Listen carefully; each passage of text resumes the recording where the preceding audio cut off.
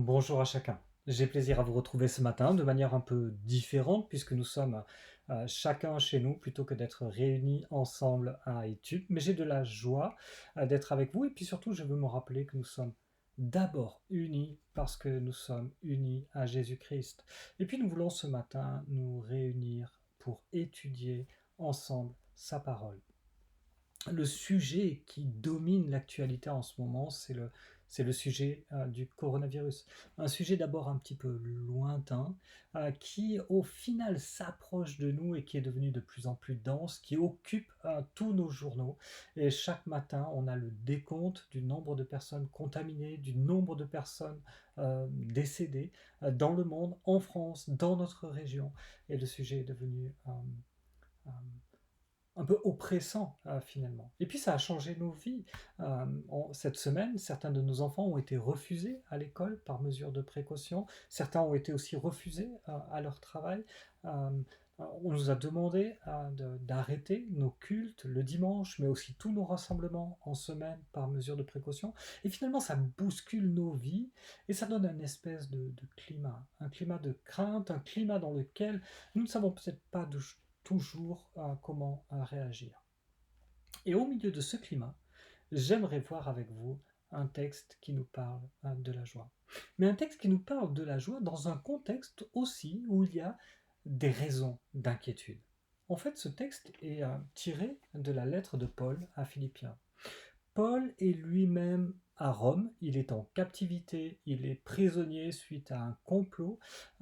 Les Juifs ont comploté pour qu'il soit arrêté, puis ensuite ils ont complété pour essayer de le faire tuer. Et puis finalement, Paul va rester prisonnier 2 ans à Césarée, il va faire appel à l'empereur et il va arriver à Rome où il sera prisonnier en attente de son jugement avec sans doute des perspectives de mort à l'issue de ce jugement. De cette époque où il est à Rome, nous avons 4 épîtres qui nous sont écrites par Paul, Éphésiens, Colossiens, Philémon, et puis celle qui nous concerne plus particulièrement ce matin, Philippiens. Je le disais, Paul a de bonnes raisons de s'inquiéter. Premièrement, à cause de sa situation de prisonnier, où il risque la condamnation à mort, mais aussi à cause de la crise profonde qu'est en train de vivre l'Église de Rome, où les juifs et les païens sont en train de se diviser, mais aussi à cause, et nous le verrons dans le verset 2, de la situation à Philippe, où une dispute entre Évodie et Syntyche est en train de gangréner l'Église. Et Paul ne peut pas être là, présent, pour aider. Il ne peut pas être là pour intervenir. Il est prisonnier, mais il n'est pas inquiet. L'inquiétude, c'est le fait d'avoir peur à l'avance de ce qui pourrait arriver. En fait, l'inquiétude, c'est souffrir aujourd'hui pour ce qui pourrait arriver demain. C'est souffrir aujourd'hui pour ce qui pourrait arriver demain. Le texte que je vous propose se trouve au chapitre 4 et je voudrais vous lire les versets 2 à 9. Philippiens 4, les versets 2 à 9. J'encourage Évodie et Syntyche à vivre en plein accord dans le Seigneur. Toi aussi, mon fidèle collègue, je te demande de les aider, elles qui ont combattu pour l'Évangile avec moi ainsi qu'avec Clément et mes autres collaborateurs dont le nom figure dans le livre de vie. Réjouissez-vous toujours dans le Seigneur. Je le répète, réjouissez-vous. Que votre douceur soit connue de tous les hommes. Le Seigneur est proche, ne vous inquiétez de rien. Mais en toute chose, faites connaître vos besoins à Dieu par des prières et des supplications avec des actions de grâce. Et la paix de Dieu qui surpasse toute intelligence gardera vos cœurs et vos pensées en Jésus-Christ. Au reste, frères, que tout ce qui est vrai, tout ce qui est honorable, tout ce qui est juste, tout ce qui est pur, tout ce qui est aimable, tout ce qui mérite l'approbation, ce qui est vertueux, digne de louange, soit l'objet de vos pensées. Que ce que vous avez appris, reçu et entendu de moi, ce que vous avez vu en moi, pratiquez-le, et le Dieu de paix sera avec vous. Réjouissez-vous. C'est le message que Paul adresse à cette Église qui a des raisons de s'inquiéter.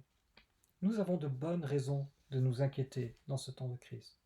Que ce soit pour nos proches, pour les personnes qui sont les plus fragiles parmi nous, peut-être aussi pour la situation plus globale du pays, du monde. Quelles conséquences va avoir une telle crise sur notre économie, sur notre niveau de vie demain? Quelles conséquences cela peut avoir en termes d'emploi? Quelles conséquences cela va avoir sur les études de nos enfants, etc. Il y a tant de raisons pour lesquelles nous pouvons nous inquiéter. L'inquiétude assombrit nos journées et vole notre joie. L'inquiétude vole notre joie. Quand on pense à la joie, on pense à un sentiment, à une émotion, à des notions de bonheur, de satisfaction, de plénitude, de paix. L'inquiétude vole notre joie. Je regardais finalement une revue qui disait 10 moyens pour être heureux.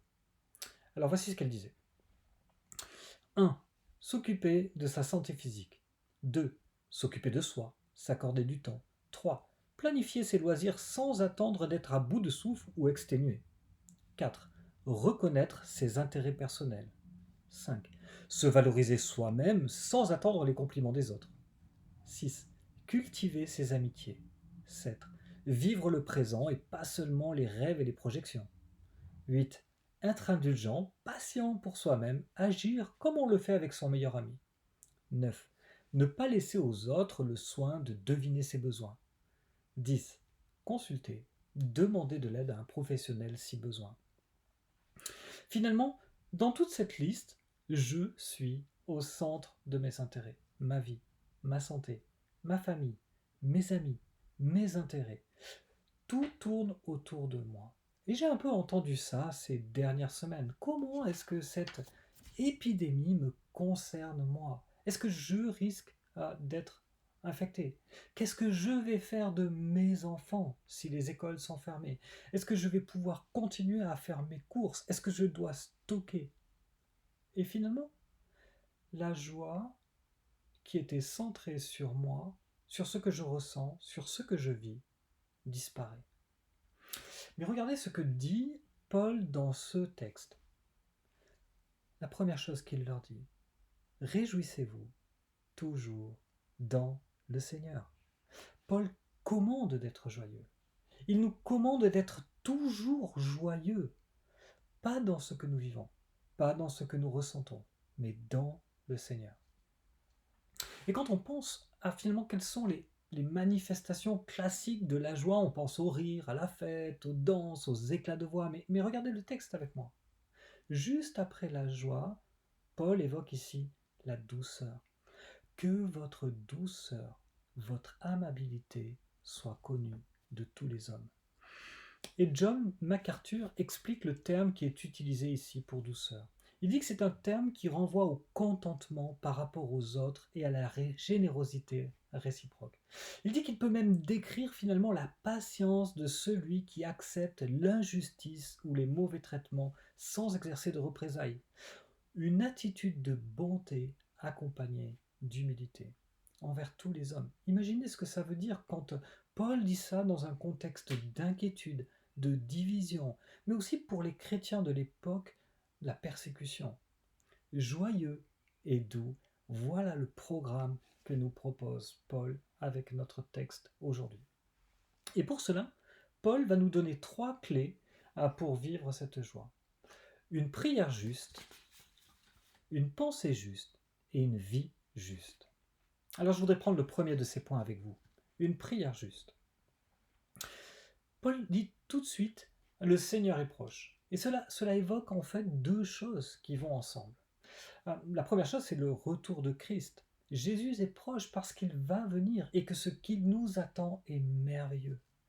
Et on a souvent lu ce texte ces derniers temps d'Apocalypse 21 au verset 4 qui nous dit « Il essuiera toutes larmes de leurs yeux. La mort ne sera plus. Il n'y aura plus ni deuil, ni cri, ni douleur, car les premières choses ont disparu. » Nous vivons en connaissant la fin du film, la fin du roman. Je ne sais pas si vous êtes comme moi, on lit un roman qui est un peu angoissant, qui est oppressant, et puis on a quand même envie d'aller voir dans les dernières pages qu'est-ce qui arrive à notre héros. Est-ce que ça se finit bien pour lui ou est-ce que ça va être un désastre total et le roman va s'enfoncer de page en page? Nous avons lu les dernières pages. Nous connaissons les dernières pages de l'histoire. Nous savons qu'il y a une victoire totale et que tout ce qui se passe ici, quoi que ce soit, finira pour notre bien. Nous connaissons la fin de l'histoire et nous savons que cette histoire est proche. Jésus revient bientôt, il est proche. Et puis il y a la deuxième notion derrière ça. Jésus est proche de nous parce qu'il prend soin de nous. Il est proche de nous, il est proche de nos soucis, il est proche de nos difficultés. Quand Jésus envoie ses disciples, il leur dit « Enseignez-leur à observer tout ce que je vous ai prescrit. » Et puis il leur dit « Et voici, je suis avec vous jusqu'à la fin du monde. » Cette présence qu'il nous assure par son esprit. Il dit aussi dans Jean 16, verset 7, « Je vous dis la vérité.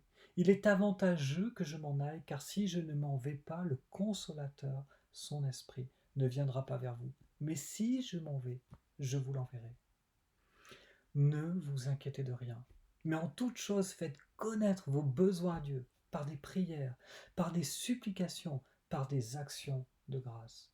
Et la paix de Dieu qui surpasse toute intelligence gardera vos cœurs, vos pensées en Jésus-Christ. Prison, attente de jugement, jalousie sont à l'origine de ce texte. Ne vous inquiétez pas, mais priez. La prière comme un réflexe. On me tape sur le genou, je lève la jambe. Je suis inquiet, je prie.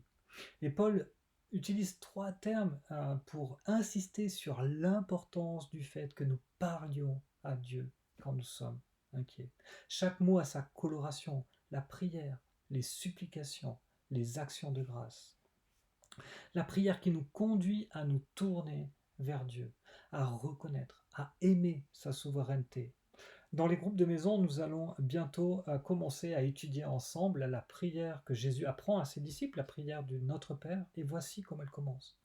Notre Père qui est aux cieux, que ton nom soit sanctifié, que ton règne vienne, que ta volonté soit faite sur la terre comme au ciel. Nous reconnaissons que Dieu est au ciel, qu'il fait ce qu'il veut.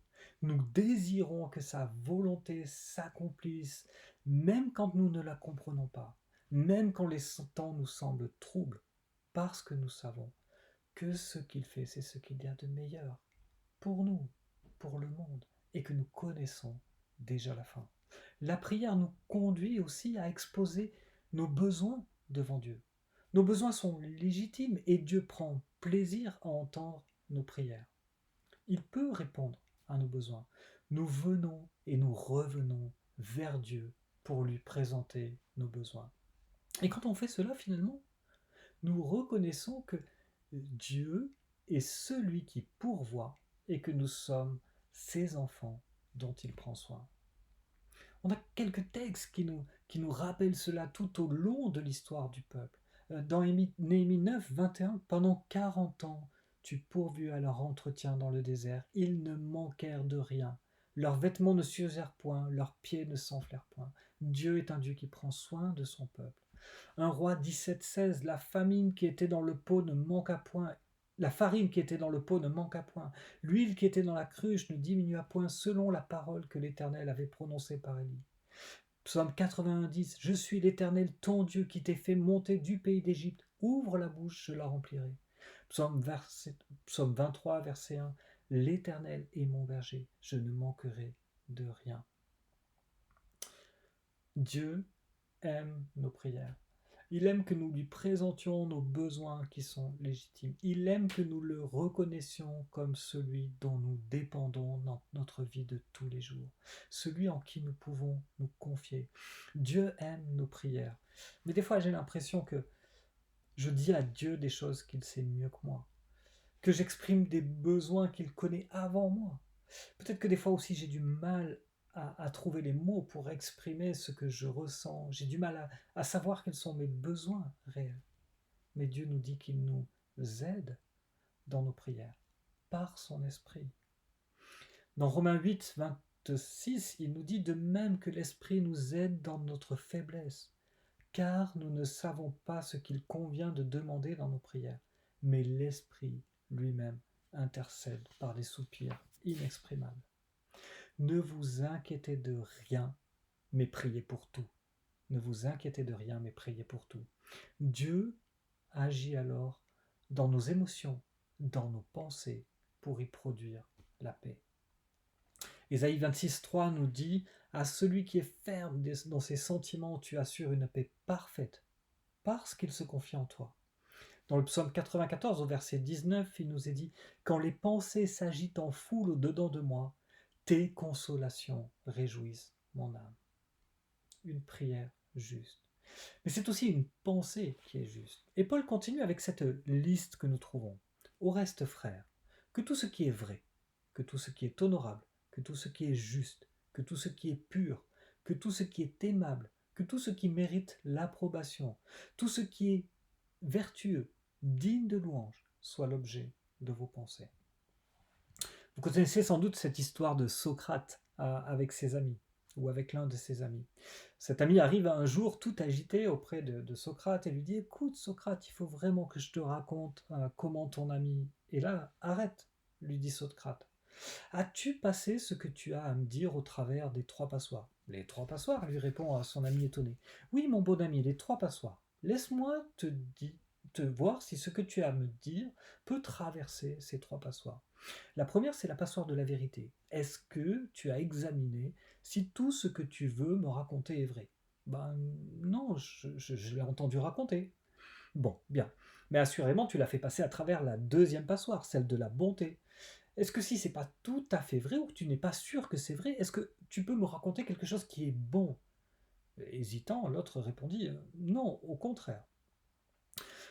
Alors, Socrate, tu dis, mais essayons au moins de la troisième passoire et regardons si c'est utile de me raconter ce qui t'agite à ce point. Utile ? Pas précisément. Alors lui dit Socrate en souriant, si ce que tu as à me dire n'est ni vrai, ni bon, ni utile, alors oublie-le, ne me le raconte pas et ne t'en soucie pas. Et c'est une première chose que nous apprend ce texte. Observer nos pensées avec des filtres. Est-ce que nos pensées nous parlent de choses qui sont vraies, qui sont honorables, qui sont justes, pures, aimables? Est-ce que nos pensées méritent l'approbation? Est-ce que nos pensées sont vertueuses, dignes de louange? C'est une sorte de test qui nous permet de voir à quoi ressemblent nos pensées. Et finalement, ça nous dit quelque chose d'autre. Est-ce que nos pensées ressemblent aux pensées de Jésus ? Lui qui a toujours été vrai, honorable, juste, pur, aimable, qui mérite l'approbation, qui est vertueux et digne de louange. Dans sa lettre aux Corinthiens, Paul dit que nous n'avons pas reçu l'esprit du monde, mais l'esprit de Dieu, que nous avons reçu la pensée de Christ. Dans le chapitre 2, il nous montre quelle était la pensée de Jésus. Et il nous dit d'avoir cette même pensée en nous. Quelles sont alors les pensées de Christ? Remontons de quelques versets. Je lis dans Philippiens au chapitre 2 au verset 5. « Ayez en vous les sentiments qui étaient en Jésus-Christ, lequel, existant en forme de Dieu, n'a point regardé comme une proie à arracher d'être égal à Dieu, mais s'est dépouillé lui-même en prenant la forme de serviteur, en devenant semblable aux hommes et ayant paru comme un simple homme. Il s'est humilié lui-même, se rendant obéissant jusqu'à la mort, et même jusqu'à la mort de la croix. C'est pourquoi Dieu l'a souverainement élevé, lui a donné un nom qui est au-dessus de tout nom, afin qu'au nom de Jésus, tout genou fléchisse dans les cieux, sur la terre et sous la terre, et que toute langue confesse que Jésus-Christ est Seigneur, à la gloire de Dieu le Père. Au chapitre 2, Paul nous dit de considérer les autres comme supérieurs à nous-mêmes. Il nous livre dans les versets 6 à 11 une hymne qui nous parle des pensées de Christ, qui nous parle de Christ pleinement Dieu depuis toujours, qui renonce à ses droits, prend la dernière place dans la société et va mourir sur une croix. La pensée de Jésus, c'est la pensée d'un homme qui n'est pas préoccupé par lui-même, mais par le fait de servir son prochain, d'offrir sa vie pour lui. Je suis particulièrement touché, encouragé par toutes les personnes qui ont spontanément dit « je veux aider ».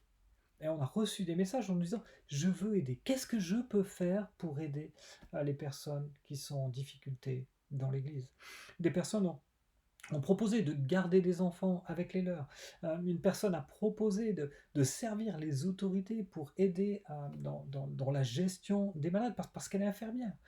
Des personnes se sont proposées en disant mais je veux bien faire des courses, faire quelque chose. Euh, et c'est vraiment reconnaissant de voir que l'Église, que nous pouvons nous oublier nous-mêmes pour servir les autres. Tout ça, c'est la pensée de Christ. Ce qui est vrai, honorable, pur, juste, aimable, qui mérite l'approbation, qui est vertueux, qui est digne de louange. Une prière juste, une pensée juste, une vie juste. Parce qu'après les pensées viennent les actes. Paul dit ce que vous avez appris, reçu, entendu de moi, ce que vous avez vu en moi, pratiquez-le, et le Dieu de paix sera avec vous. En dépendance de nos pensées qui sont renouvelées par l'Esprit, qui sont centrées sur Jésus, nous pouvons mettre en pratique ce que nous avons appris, reçu, entendu de Paul pour les Philippiens. Nous avons vu qu'il écrit en 62, 63, il les a visités lors de son deuxième voyage, ça fait 10 ans auparavant. Entre-temps, il a écrit 2 lettres aux Thessaloniciens qui sont dans la même région. Il a également écrit 2 lettres aux Corinthiens, celle aux Romains, Éphésiens, Colossiens, Philémon. Et la plupart de ces lettres étaient copiées, elles circulaient dans les églises. Nous avons par exemple un indice dans la lettre de l'Épître aux Colossiens qui nous dit « Lorsque cette lettre aura été lue chez vous, faites en sorte qu'elle soit aussi lue dans l'église de Laodicée. » Et vous lirez à votre tour la lettre qui leur est arrivée. Je ne sais pas à quelle lettre ils ont eu eux-mêmes accès. En tout cas, ils ont appris, reçu, entendu de Paul. Nous avons reçu, nous, cette parole de Dieu. Cette parole que nous avons entendue, cette parole qui nous transforme nos cœurs, cette parole que nous voulons mettre en pratique. Et quand on regarde dans cette parole, qu'est-ce qu'elle nous dit à propos de comment nous agissons quand nos frères et nos sœurs vivent dans des temps difficiles. Philippiens 2, 4, que chacun de vous, au lieu de considérer ses propres intérêts, considère aussi ceux des autres. Galates 6, 2, portez les fardeaux les uns des autres et vous accomplirez ainsi la loi de Christ. Romains 12, 10, par amour fraternel, soyez pleins d'affection les uns pour les autres, par honneur, usez de persévérance réciproque. Galates 6, 10, ainsi donc frères, pendant que nous en avons l'occasion, pratiquons le bien envers tous et surtout envers les frères dans la foi. Nous avons encouragé dans la semaine au groupe de maison qui ne l'avait pas encore fait de créer un groupe WhatsApp pour communiquer, prier les uns pour les autres, mais pas seulement, aussi pour que des pensées renouvelées appellent, engendrent des actes renouvelés. N'hésitez pas à vous en servir pour faire connaître vos disponibilités, mais aussi vos besoins et qu'ils puissent se rencontrer. Quelques mots pour conclure. Réjouissons-nous toujours dans le Seigneur, avec une prière juste, une pensée juste, une vie juste. Christ nous a libérés de notre condition par la croix, et maintenant le Saint-Esprit continue son œuvre en vous. Et le Dieu de paix sera avec vous. C'est ainsi que Paul conclut ce passage. Nous vivons des temps tourmentés, et pas seulement à cause du coronavirus. Chômage, relations compliquées, et si nous regardons un petit peu plus loin, nous voyons, comme au temps de Paul, la persécution, nous entendons les guerres sans fin. Nos vies aussi peuvent être troublées, que ce soit par l'extérieur, mais aussi par l'intérieur. Mais nous savons que le Dieu de paix est avec nous. Ce Dieu est descendu sur la croix pour établir la paix à laquelle nous aspirions. Cette paix est une paix objective. Nous sommes en paix avec le Dieu créateur de l'univers. Je n'ai aucune idée de la période pendant laquelle nous allons devoir rester chez nous plutôt que de nous réunir le dimanche ou dans nos groupes de maison, pendant laquelle tous nos rassemblements seront annulés. Et nous sommes aujourd'hui avec Corinne aussi dans l'hésitation quant à annuler la semaine de Pâques pour laquelle des préparatifs auraient déjà dû commencer. Mais quoi que nous vivions, je sais que nous pouvons vivre ensemble cette paix acquise par Dieu à la croix et nous réjouir ensemble en ayant une prière juste, une pensée juste, une vie juste. Prions encore ensemble. Notre Dieu, notre Père, nous voulons te remercier parce que tout ce que nous avons nous vient de toi. Si nous pouvons vivre la paix, c'est parce que cette paix, tu l'as acquise sur la croix. Et nous voulons être reconnaissants aussi parce que tu nous as envoyé ton esprit, tu nous as donné ta parole. Et nous te prions que ton esprit et ta parole nous façonnent pour que nous ayons une prière juste, que nous sachions quoi demander, que nous sachions comment nous pouvons prier pour nos frères et sœurs, pour nos amis, pour les personnes qui nous entourent, que nous puissions exposer devant toi nos besoins légitimes, nous attendre à toi, et en même temps, au travers de tout cela, reconnaître ta bonne souveraineté. Nous te prions que par ta parole aussi tu puisses renouveler nos pensées, que nous puissions voir le monde comme toi tu le vois, que nous puissions euh, penser de la même façon que toi, cessant de vivre pour nous-mêmes en voulant vivre pour toi, en voulant vivre pour ce qui nous entoure. Et nous te prions aussi que tout cela se manifeste concrètement en action, que des cœurs transformés donnent des vies transformées. Et je te prie que l'Église qui aujourd'hui est éclatée, en tout cas physiquement, puisse être unie en toi et que nous puissions agir les uns pour les autres et que ainsi chacun voit l'amour que nous avons les uns pour les autres et que nous sommes tes disciples. Au nom de Jésus-Christ. Amen. À très bientôt.